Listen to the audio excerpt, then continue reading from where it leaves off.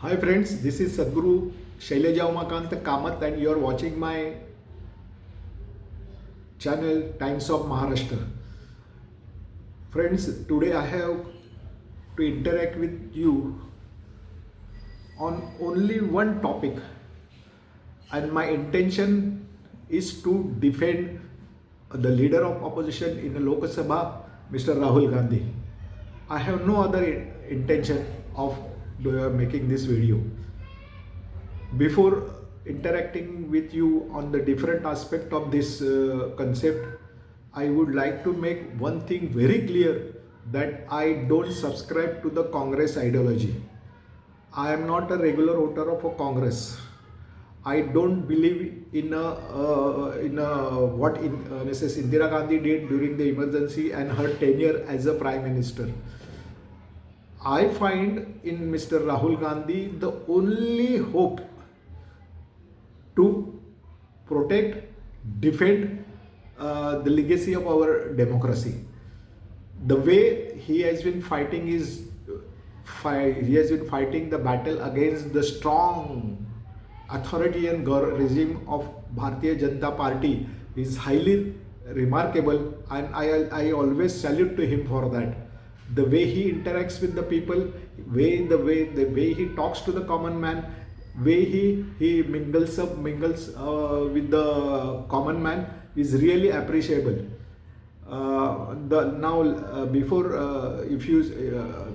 Before starting my video on the main topic, the topic is 272 so-called eminent personalities from the different walks of the life, like the bureaucracy, judiciary, and so on, literature.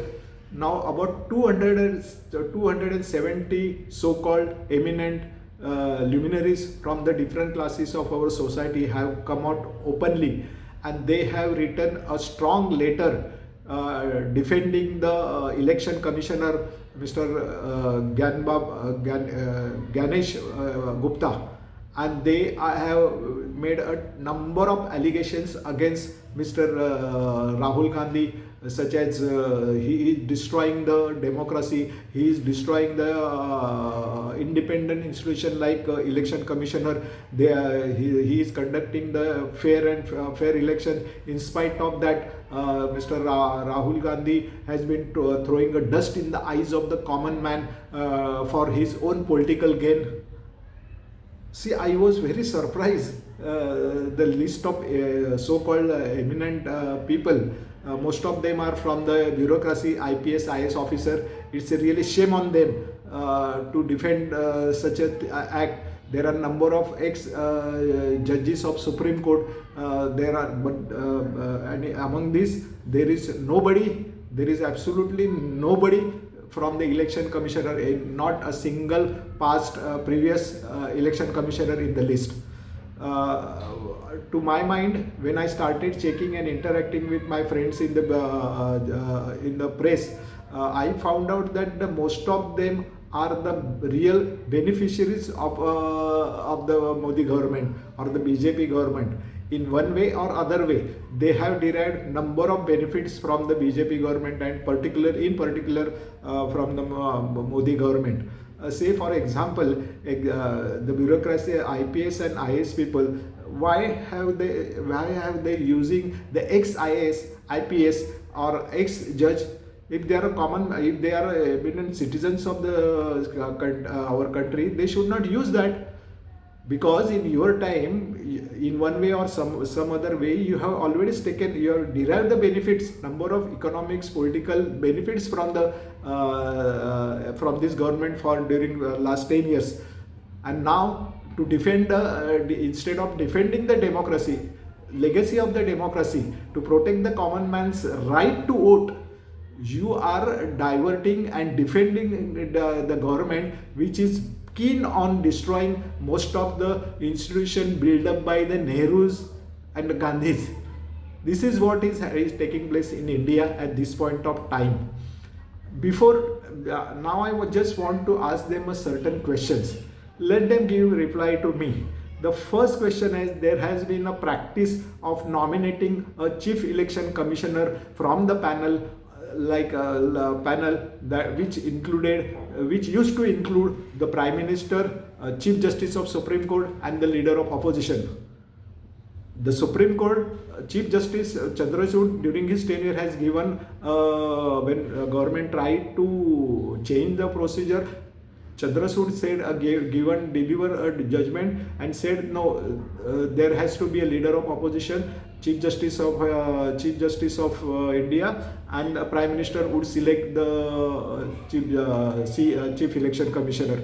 But as you know, the Chandrachud has made a number of mistakes, and he defended by his action. He has always supported the BJP government. At the end of his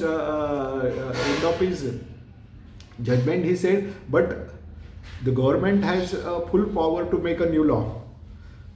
BJP government under Modi capitalized on these remarks, and they introduced a new law wherein wherein they constituted a committee which excluded the inclusion of Chief Justice of India in the panel or in a committee to nominate the Election Commissioner of India. Secondly, in this same law, they made a provision that the election commissioner will not be, there won't be any procedure to file any criminal or civil case against the chief election commissioner during his tenure or after his retirement, whereby they have made a chief election commissioner above the President of India. He is not answerable by this law. Now Chief Election Commissioner is not answerable to anybody. He has a tool to defend, do whatever he wants, whatever mess he has to create in the Election Commission, and he is not answerable at all to the masses or the common man or the legislature. He is not answerable, and you can't file a case against him during his tenure or after his tenure. Why this has been done? Please explain to me. Secondly, the election commissioner has been given during last few elections. Election commissioner has been denying or not declaring the actual figure of voting.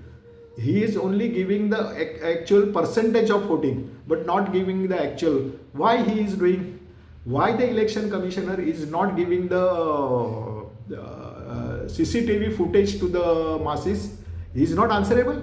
Why election commissioner is not telling is not giving any information about the voters list, whereby how many people by name he has deleted and for which reason, for what reason he has deleted. Secondly, he is not ready to part with the information which gives you information about how many ghuspetiyas or the outsider have been included in the earlier voter list. Lastly,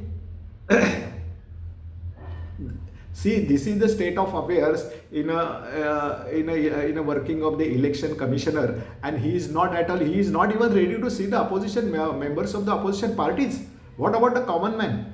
In each and every press conference, he says you have to file the affidavit, you have to file the complaint.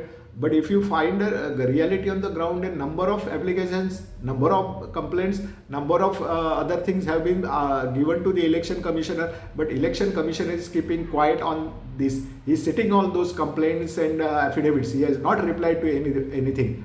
So this is the way he has been. It clearly shows, it proves that he is planning all the thing as per whims and fancies of his political bosses, and he is framing such a framework to help them to win any election.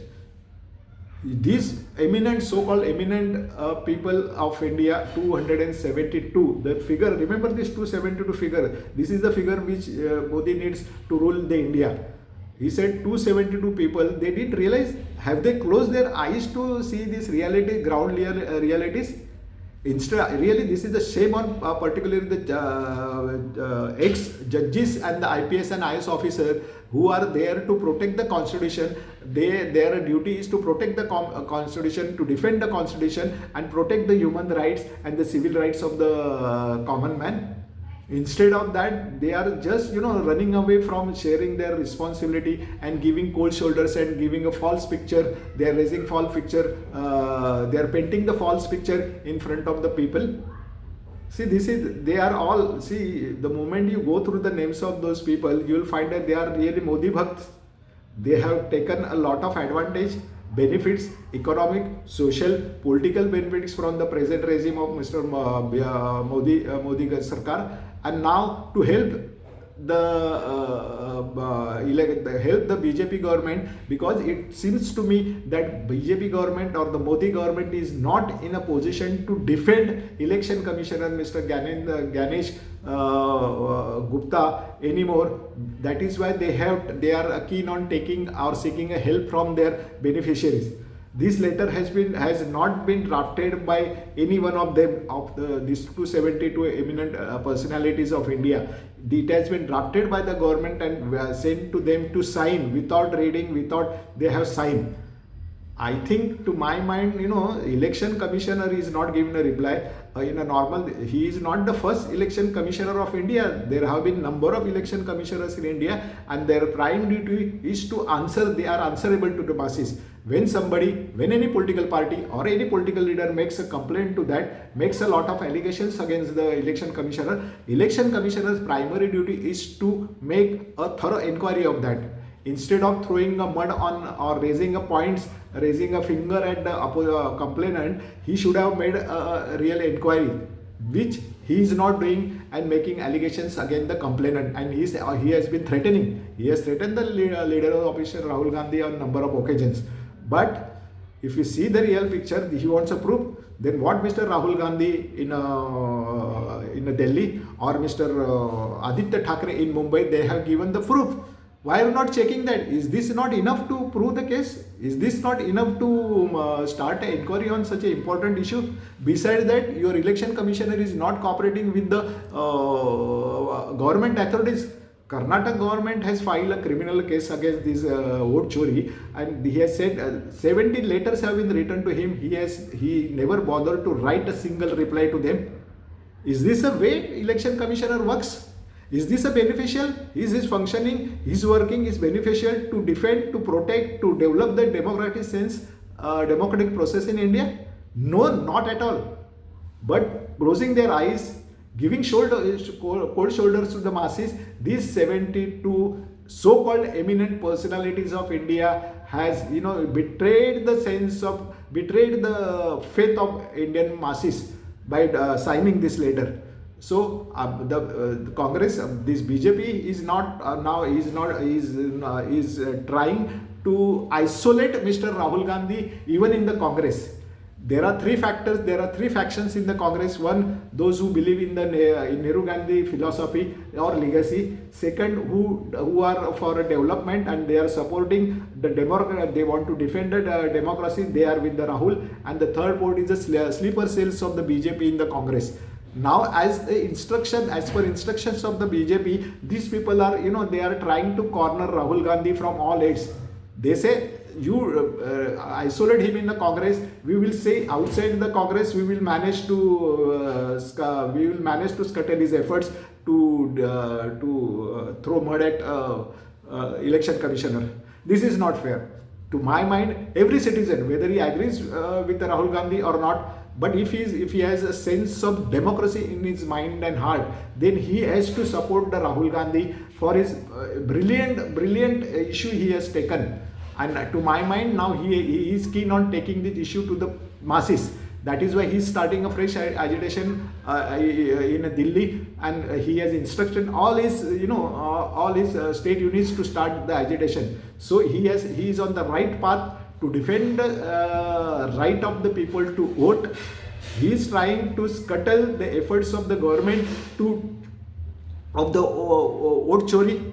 And I think the people, the so-called eminent people outside, other than these 272 people, they should come forward, they should write openly, they should come in front of the camera, to the social media, to the press. They should participate in the debate in the mainstream media and defend the Rahul Gandhi. This is what I feel.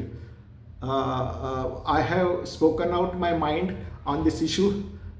Friends, if you like my comments or if you agree with this, then please subscribe to my channel Times of Maharashtra.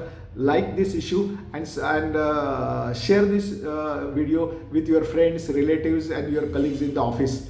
I will be making number of issues on this issue in a time to come.